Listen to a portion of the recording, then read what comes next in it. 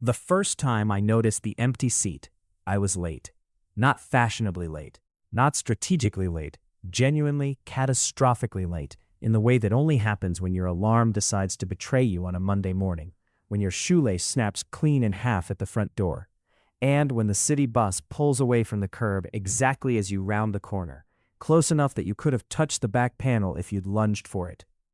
I stood on that pavement, chest heaving, backpack half hanging off one shoulder, and watched it go. Then I ran the rest of the way to school.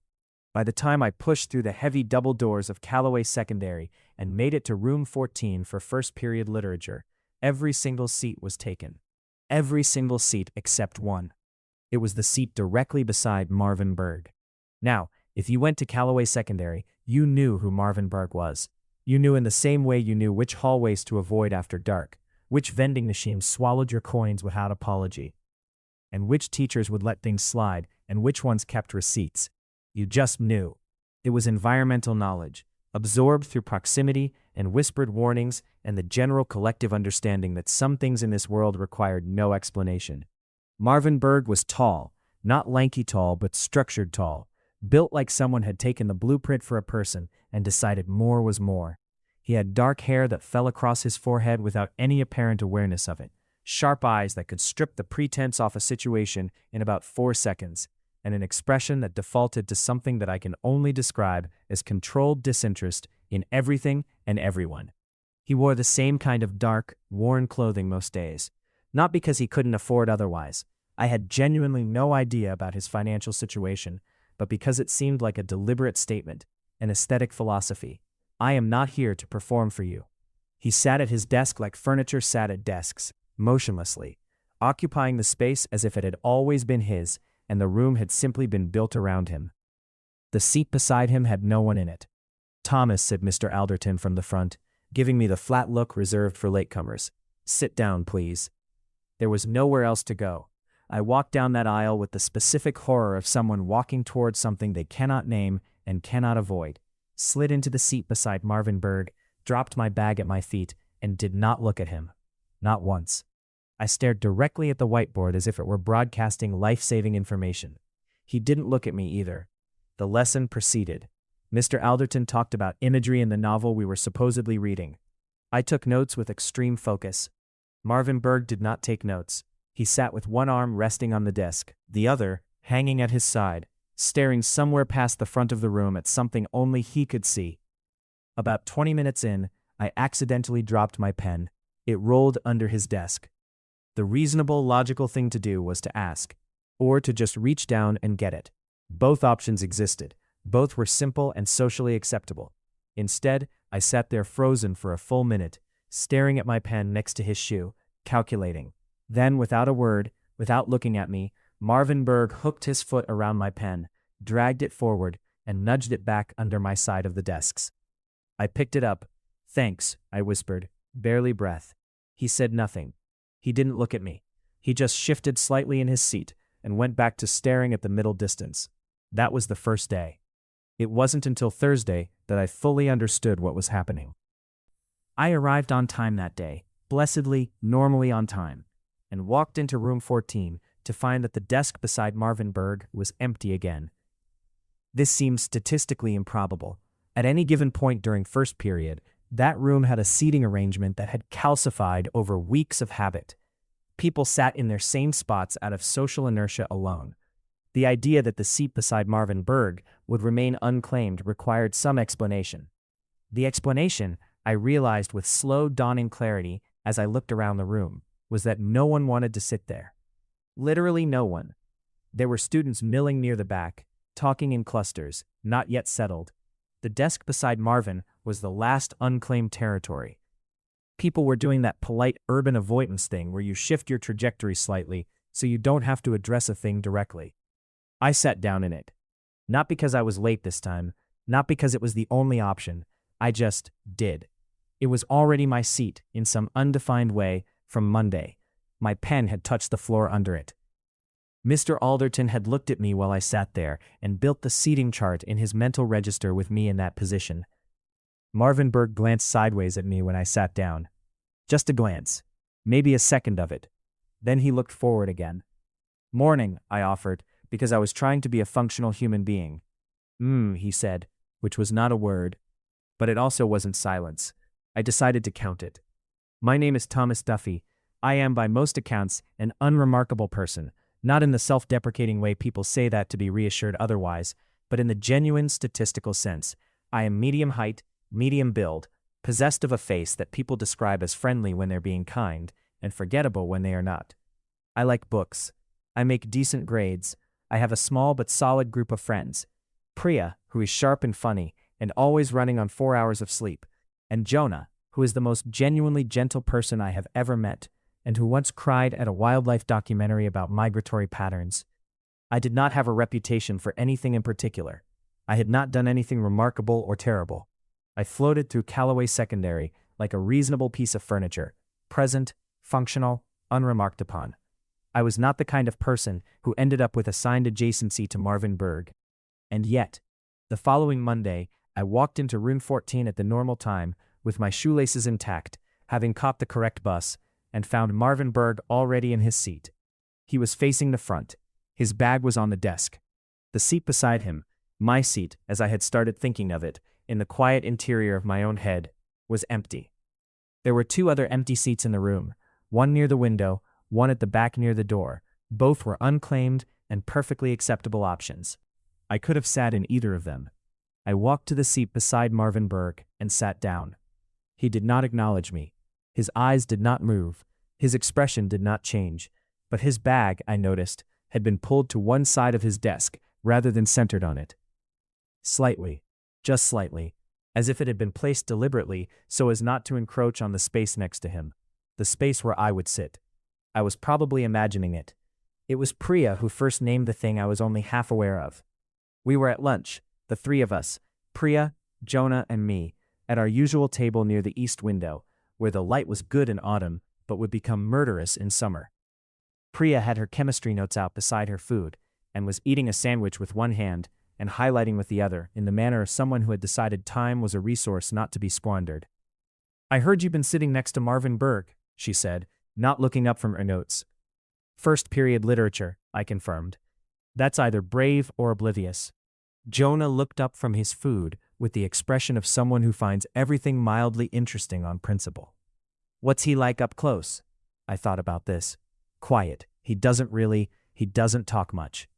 He nudged my pen back to me once. Priya put her highlighter down. This apparently was worth her full attention. "He nudged your pen back?" It fell under his desk. "Marvin Berg," she repeated, like she was reading from a document. "The Marvin Berg, the one who apparently broke up a fight in the East Corridor last year by just standing near it. I don't know if that story is accurate. The one who made a substitute teacher have a breakdown just by maintaining eye contact. That might also be embellished. Thomas," she picked her highlighter back up. "He doesn't touch people's things. He doesn't interact with people unless it's necessary, and necessary by his standards seems to mean imminent physical danger." She uncapped the highlighter with her teeth and marked something. "He nudged your pen." "It was small," I said. "It's massive," she replied.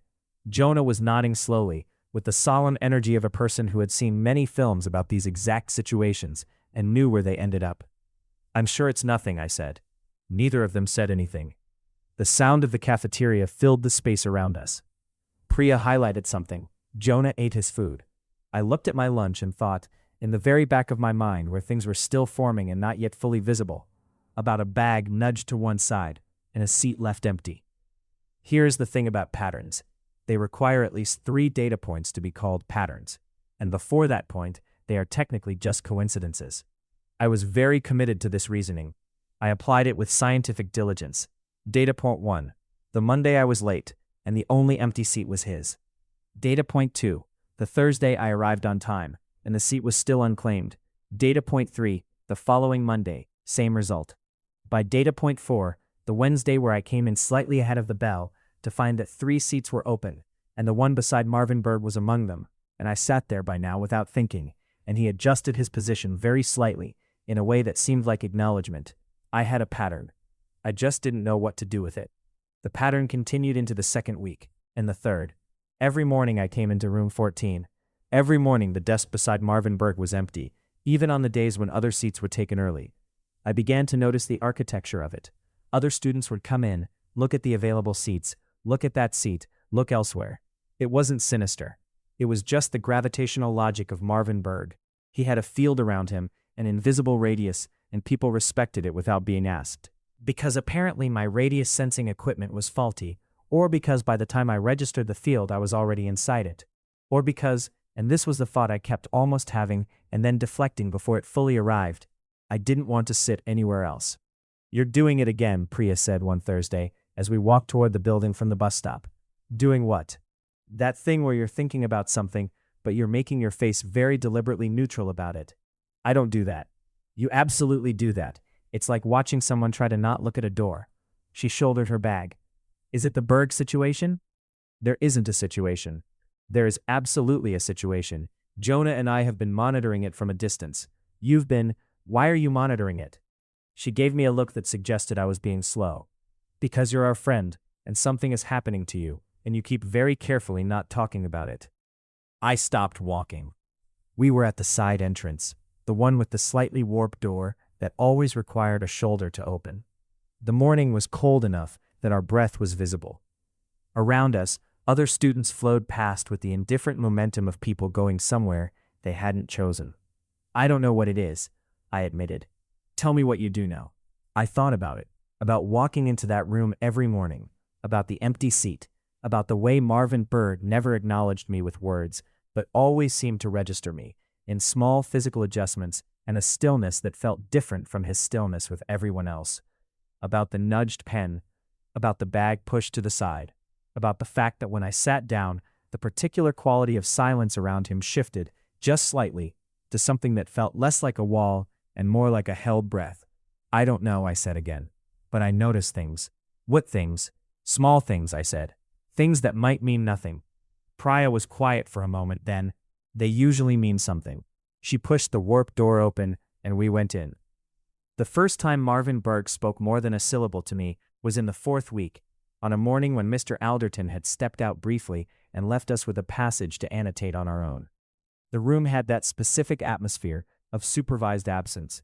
Everyone slightly louder than usual, the work happening at a leisurely pace, people stretching and turning and talking to neighbors in the way they didn't when the teacher was present. I was genuinely working, because I am, if nothing else, a conscientious student. Beside me, Marvin Berg had his book open, but was not writing anything. He was reading. Not the annotating that we were meant to be doing, but actually reading, ahead, I thought, from the pace of page turns. His pen was capped and sitting beside the book. After a few minutes, without looking at me, he said, "You're marking everything." I looked down at my passage. It was, in fairness, heavily annotated. I liked annotating. That's kind of the assignment. Marking everything is the same as marking nothing. I looked at him. He was still reading, not looking at me, which gave me the unusual ability to study his face for a moment without social consequence. There was a small line between his brows, not a frown exactly, more like concentration, the kind of face someone makes when the interior landscape is very busy. "That's an interesting view for someone who hasn't written anything," I said. A pause. Something shifted in his expression. It was not exactly amusement, it was something adjacent to it, a brief movement at the corner of his mouth that appeared and then was controlled back into stillness. "I remember it instead," he said. "What, the whole passage?" "Most of it."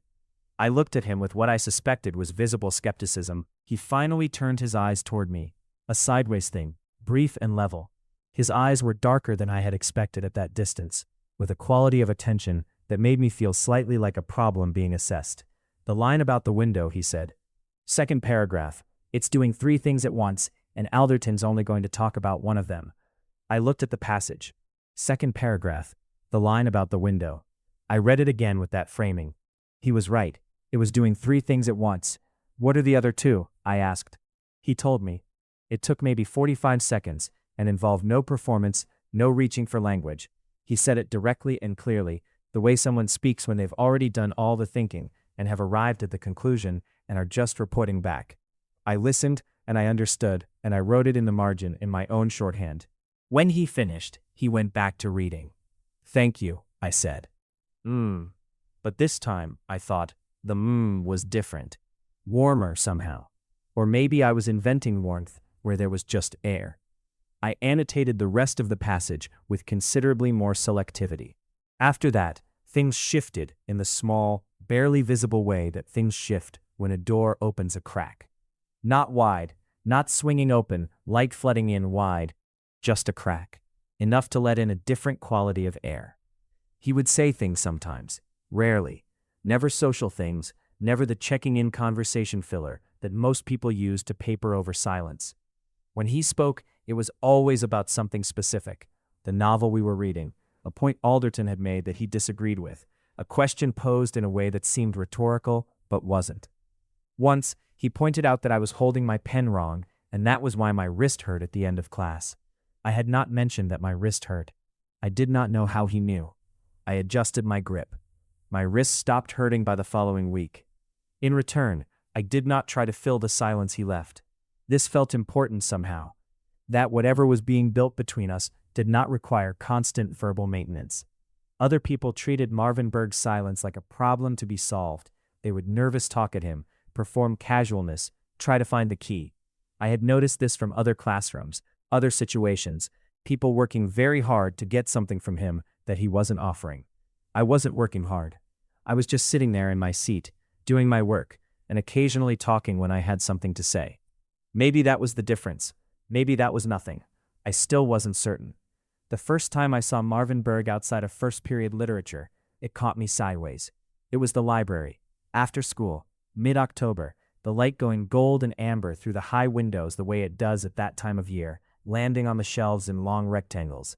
I was there for a reference book that the online catalog claimed the library had, but that I had not successfully located on 3 previous attempts, and I was trying a different section this time, with diminishing optimism.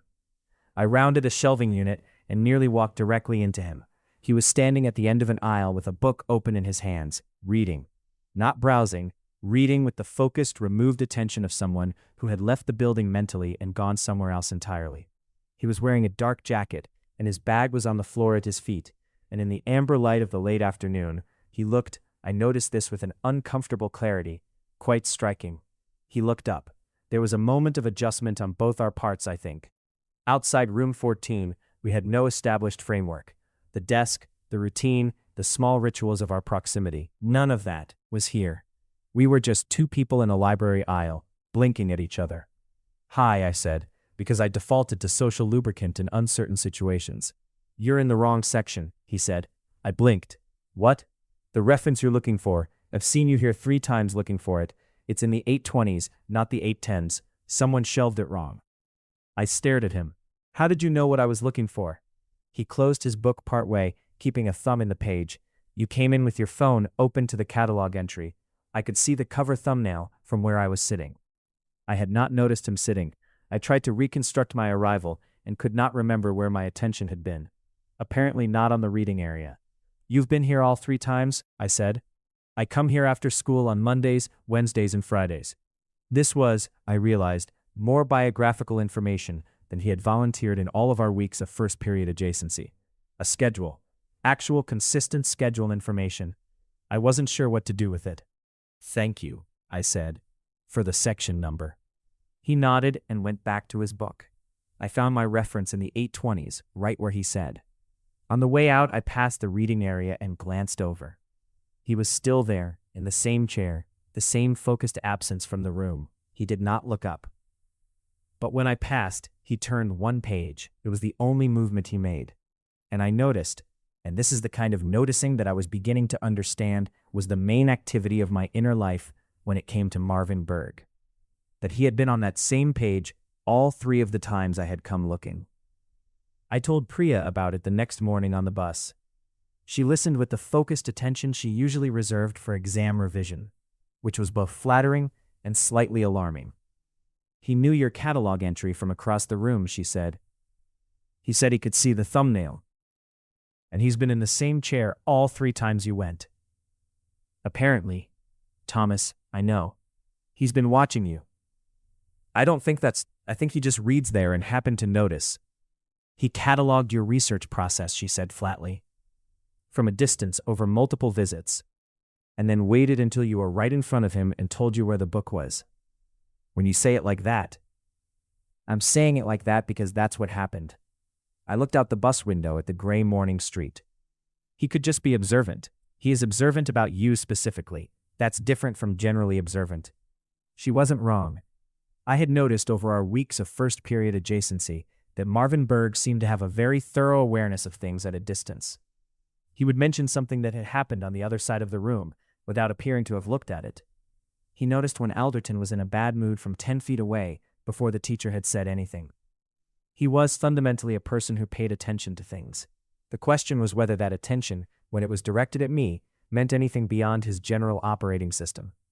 I thought about the empty seat, the bag pushed to one side. The pen, the page he had been on 3 times. I don't want to assume, I said. Priya's expression was patient in the particular way it was patient when she thought I was being dense. I know you don't, but assumptions aren't the same as observations. You've observed quite a lot. What if I'm wrong? What if you're right? The bus pulled up to the stop and we gathered our bags and joined the moving current of other students. And I did not answer because I did not have an answer. I had a seat beside a quiet, difficult-to-read person, and a collection of small, inconclusive data points, and a feeling in my chest that had been building very quietly for about a month, the way water builds behind a dam. Present, pressured. November arrived with cold that had teeth in it, the kind that went through your jacket if it wasn't the right jacket, and found all the places where warmth lived and methodically removed them. The school heating ran inconsistently, so first period was often cold in a way that made concentration require actual effort. This is relevant because of the scarf incident. I had by November developed the habit of leaving my jacket on during first period, on the days when the heating was sulking. This was normal. Lots of people did this. On the particular Wednesday I'm about to describe, I had additionally worn a scarf, the knitted kind that had been a gift from my grandmother, and that I had not yet lost through the mysterious mechanism by which I lost most of my accessories. I arrived. I sat down. I unwound the scarf from my neck and folded it over my bag. The room was cold, but not unreasonably so. The lesson started. We were now into a new unit, poetry this time, and Alderton was doing one of his better performances, the kind where his voice went into the rhythms of the verse, and you could see why he had probably once wanted to do something other than teach. About halfway through, Marvin Berg, without preamble, said very quietly, "You should keep that on." I turned to look at him. He was looking at the front. "The scarf," he said, with the tone of someone clarifying. "I'm not cold," I whispered. "You've had your shoulders up around your ears for the last 20 minutes. I became suddenly and keenly aware of my own posture. My shoulders were in fact slightly raised. I hadn't noticed. I picked the scarf up off my bag and put it back on. He said nothing else. He returned to the poem on his desk, but there was something in the 2 seconds after I put the scarf back on, a very subtle easing, a settling in his posture, that I felt rather than saw, the way you feel a change in air pressure rather than see it. After class, as people gathered their things, Jonah appeared at the door. He'd had a free period and come to meet me for lunch. I watched him clock Marvin Berg with the careful blankness of someone actively managing their expression. We walked out and into the hall, and Jonah fell into step beside me. "He's taller than I thought," Jonah said. "You've seen him before." "Not that close." He was quiet for a moment. "He told you to put your scarf back on?" "You heard that?" "I was at the door, Thomas. He told you to put your scarf back on." Jonah said this with the same weight Priya had given the pen incident. That's very observant," I said. "He's observant."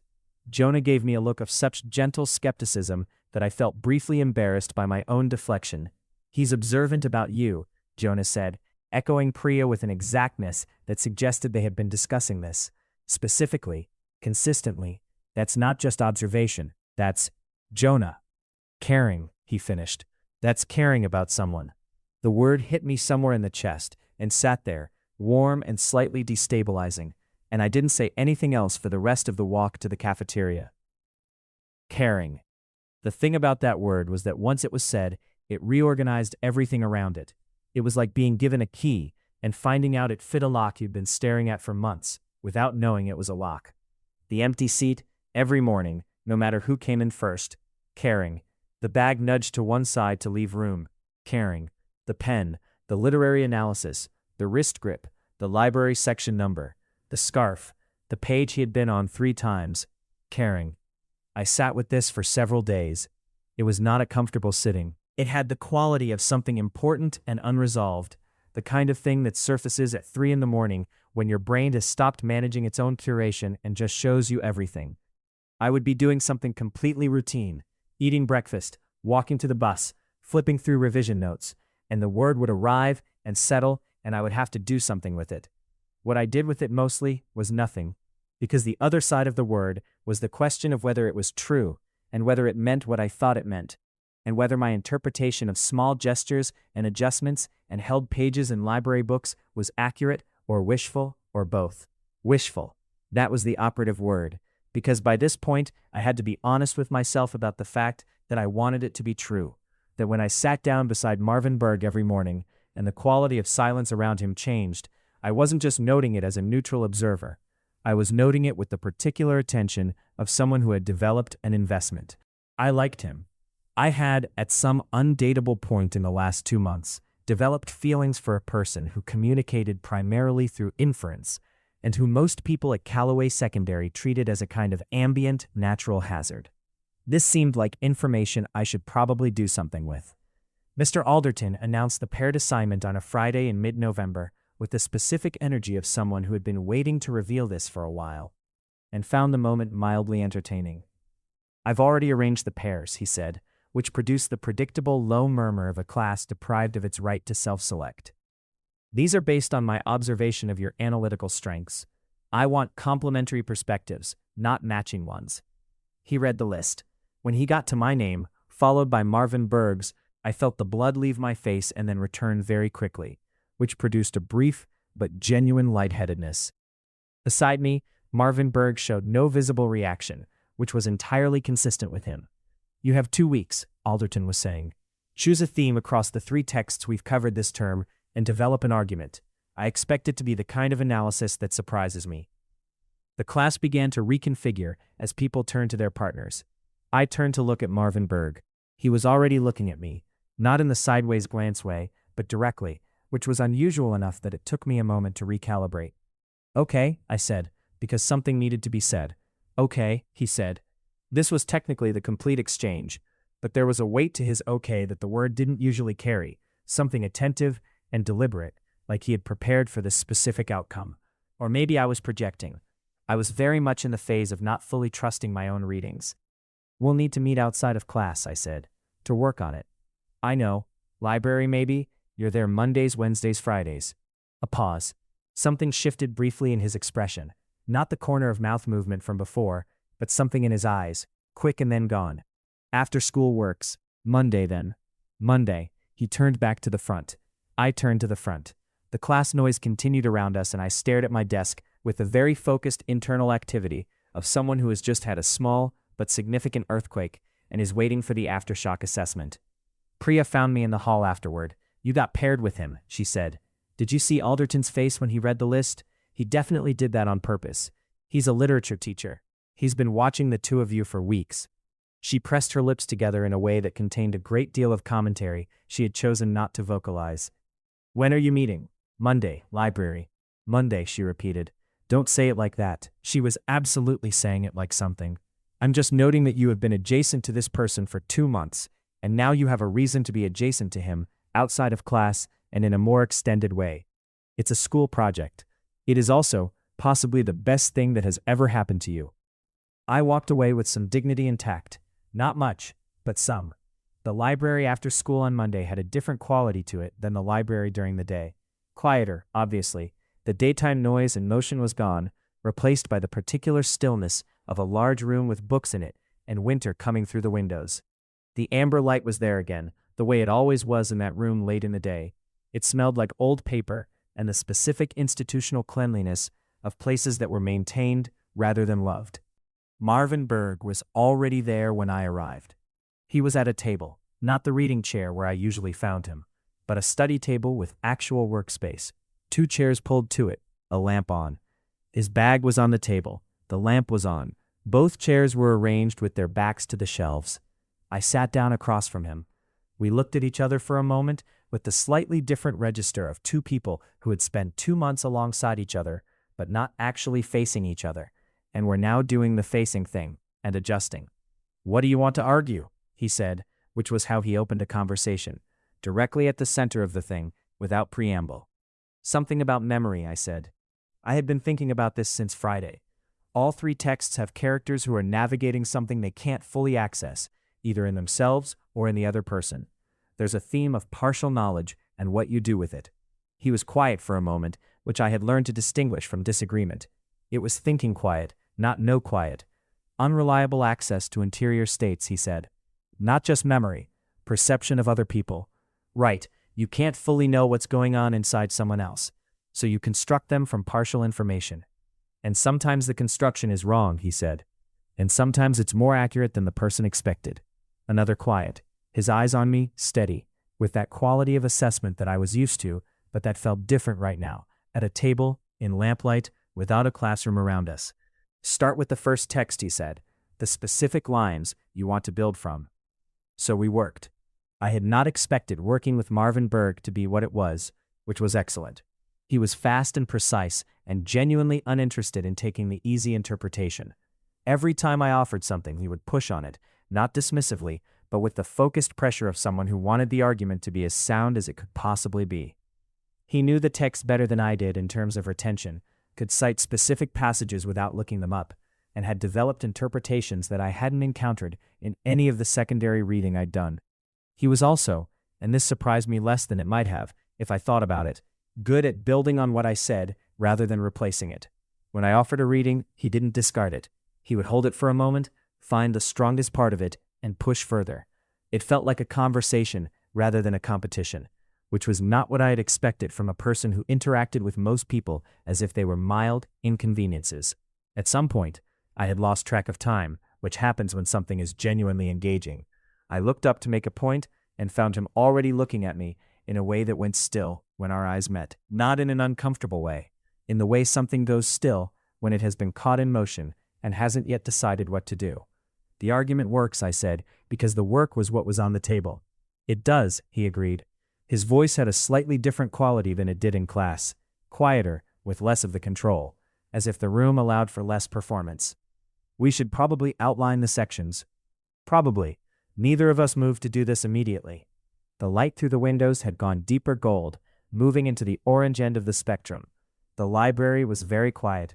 I could hear the faint sound of the buildings settling around us, and the very distant sound of traffic and my own breathing. You're not like most people, Marvin Berg said.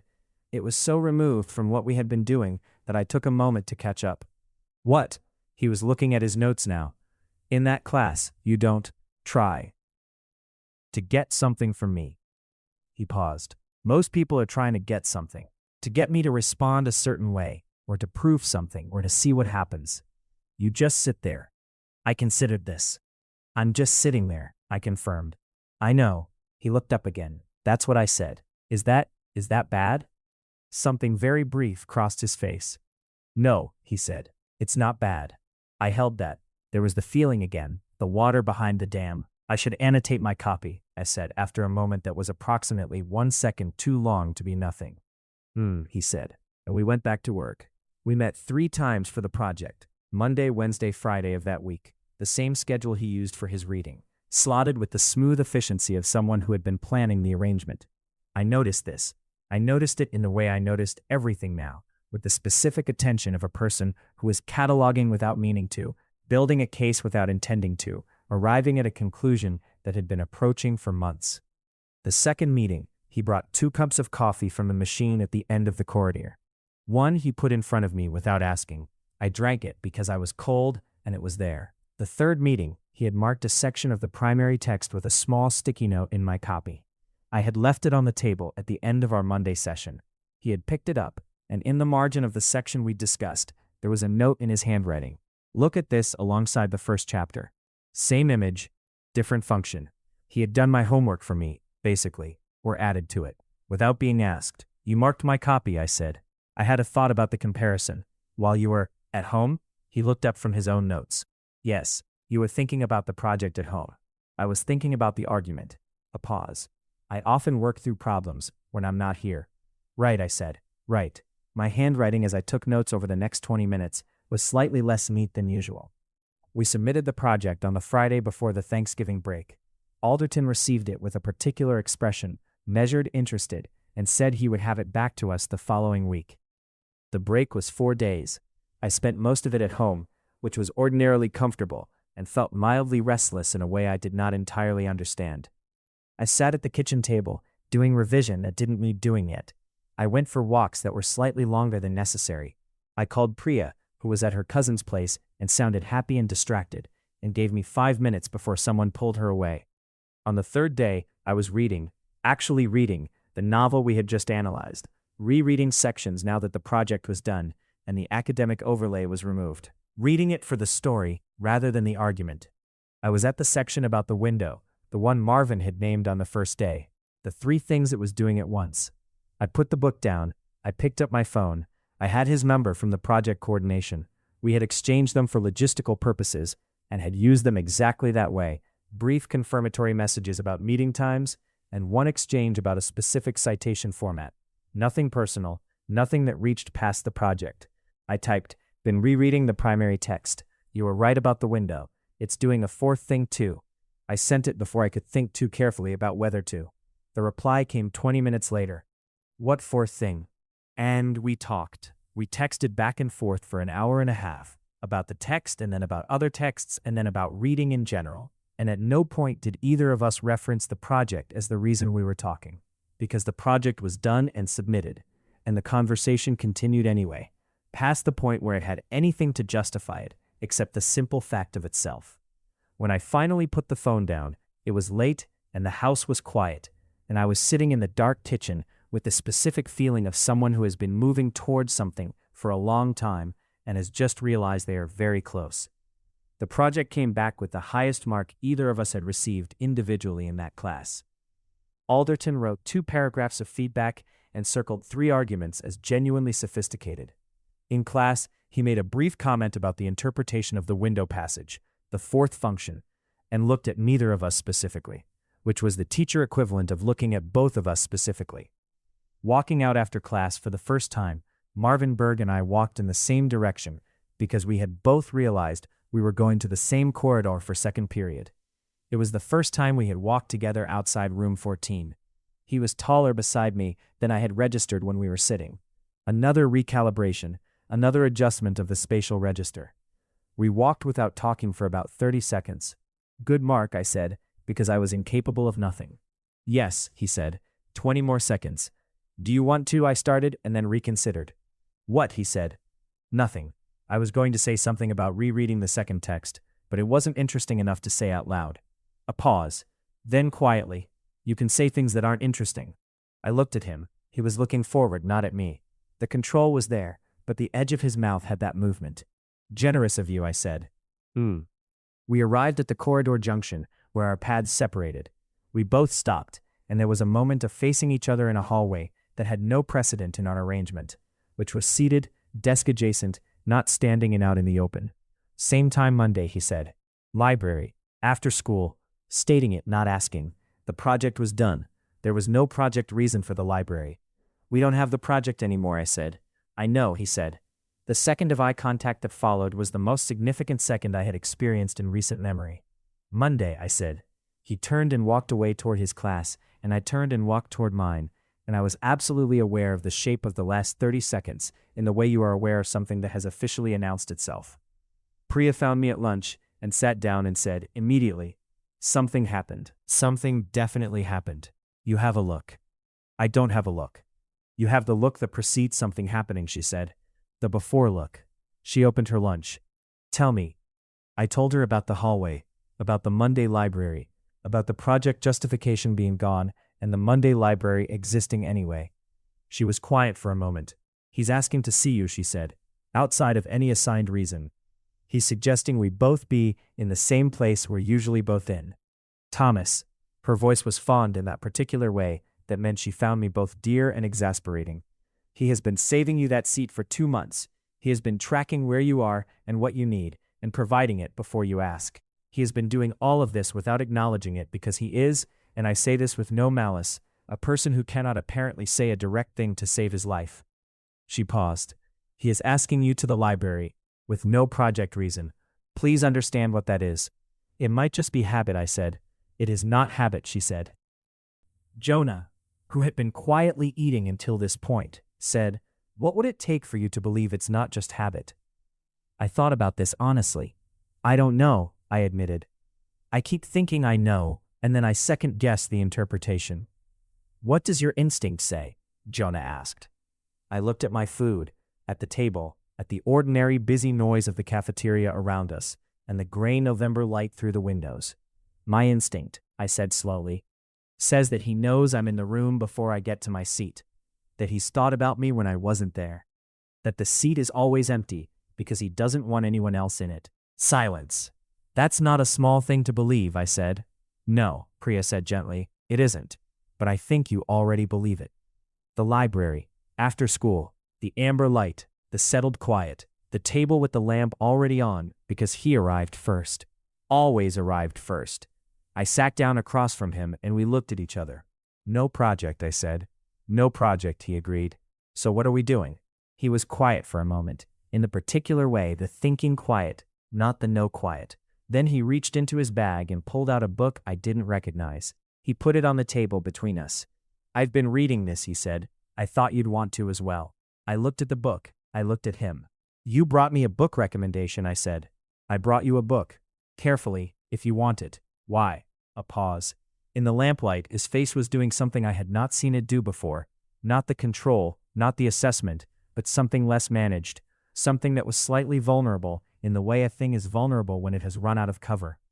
Because I thought about you reading it, he said. And then thought about telling you I thought about you reading it. And then, he stopped. And then, I said. He looked at the book on the table. You make it easier. What easier? All of it. He said it without looking at me, which was unusual. Being in a room, talking, existing in proximity to another person without it requiring effort I don't have. I held this very carefully, like something that might break. Marvin, I said. He looked up, direct. Both of us at the table in the lamplight. I notice things about you, he said. I have been noticing things about you since the first day you sat down and didn't try to make me be something different. I notice what you need before you ask, and I do what I can to provide it without. I couldn't figure out how to say it directly. I don't do direct well. A beat. I'm doing direct now and I can tell it's going badly. It's not going badly, I said. My voice was quieter than I expected. I saved your seat, he said. Every morning, I know you noticed. I noticed. I didn't know how to say it was for you. You didn't have to say it, I said. The seat said it. He was looking at me with the most unguarded expression I had ever seen on his face, which was still controlled by most standards, but which by his standards was essentially the equivalent of everyone else's open book. The slight forward lean, the stillness that was not distance, but presence. I don't know how this works, he said. Social, the way people do this. I have watched people do this and I don't understand the steps. There aren't specific steps, I said. There seem to be from the outside. The steps are made up. People are just improvising and hoping the other person is improvising in a compatible direction. Something shifted in his face. Something that was a smile, almost, in the version of almost that was entirely his. Are you improvising in a compatible direction, I said. Yes, extremely. The moment stretched out. It had a texture to it, warm, slightly suspended, the kind of moment that exists in the space between things being one way and becoming another. I don't want to do the project anymore, I said. I mean, I don't want to need the project as the reason to be here. I know, he said. That's why I brought the book. The book is a reason. The book is a better reason. I picked up the book and looked at it. Then I looked at him. Okay, I said. Okay, he said. It was not a declaration. It was not a scene from a film. It was two people at a library table in the late afternoon, with a lamp between them and a book on the table, and a cumulative weight of 2 months of small, careful gestures that had been the whole time, saying something that neither of us had quite known how to say out loud. But we had said it now, in our way, imprecisely and exactly right. The seat remained mine. The morning ritual of room 14 continued, but with a different quality. Not the question of whether it meant something, but the settled knowledge of what it meant, worn quietly between us, like a thing we didn't need to announce. I started going to the library on Mondays, Wednesdays, and Fridays, not always to study, sometimes to read things he handed me, sometimes to read things I had brought that I thought he'd want to see. We built a shared bibliography of texts we had pushed at each other over the weeks, and sometimes the conversation went very far from the text and into territory that was more personal, more interior, and he navigated this with the deliberate care of someone learning a new language, slowly, with effort, and with a quality of attention that made it clear he was taking it seriously. He was not easy to know. I want to be honest about that. There were days when the wall came back up, not against me specifically, I came to understand, but against the general weight of existing in the world at a volume that other people found normal and he found loud. On those days he would be quieter than usual, and his posture would have a different quality, and I learned to match his register on those days, to let the silence do more work, to be present without asking anything of him. And I found, on the days when I was the one who was overwhelmed, by coursework or social friction or the particular grinding exhaustion of trying to be functional all the time, that he would do the same thing in return, not in the gregarious way, not with encouragement or performance, just present, just there, occasionally without looking up from whatever he was reading, providing a small offering, a coffee, a sticky note, a pointed-out misprint, once a very precisely calibrated observation about my grip on a pen. In December, at the school's winter event, one of those obligatory gatherings where people stood in a gymnasium with punch and the pretense of festivity, I was looking for an exit strategy when I felt him appear beside me, not touching, just beside me, shoulder to shoulder in the slightly too crowded room. "You want to leave," he said. "The music is very loud." He turned slightly so that his shoulder was a more definite presence. "We can stand here for 10 more minutes and then leave. There's a passage by the east door that's mostly empty. You've mapped the building," I said. "I've mapped all buildings I spend time in." "That's extremely you," the corner of his mouth. "I know." We stood there in the crowded gymnasium for 10 minutes, shoulder to shoulder, and nobody bothered us because nobody bothered Marvin Berg. And then we left through the passage by the east door, and we walked through the cold, clear night, and we talked for 2 hours and went home. The first time he took my hand, we were in the library. It was January. The new year arrived and the school resuming its rhythm, and we were at our table with our respective books and the lamp on. I had said something. I genuinely cannot reconstruct what it was, something about one of the texts, and he had made the argument that extended mine, the way he always did, finding the strongest thread and pulling further. And then, without preamble, without anything leading to it specifically, he put his hand over mine, where it was resting on the table. Just that. Just his hand on mine. Still, present. I looked at our hands. I looked at him. He was looking at the page, not at me, with the particular managed expression that meant the interior was busy. I turned my hand over, so our palms were together. He didn't say anything. I didn't say anything. We read. The library was quiet.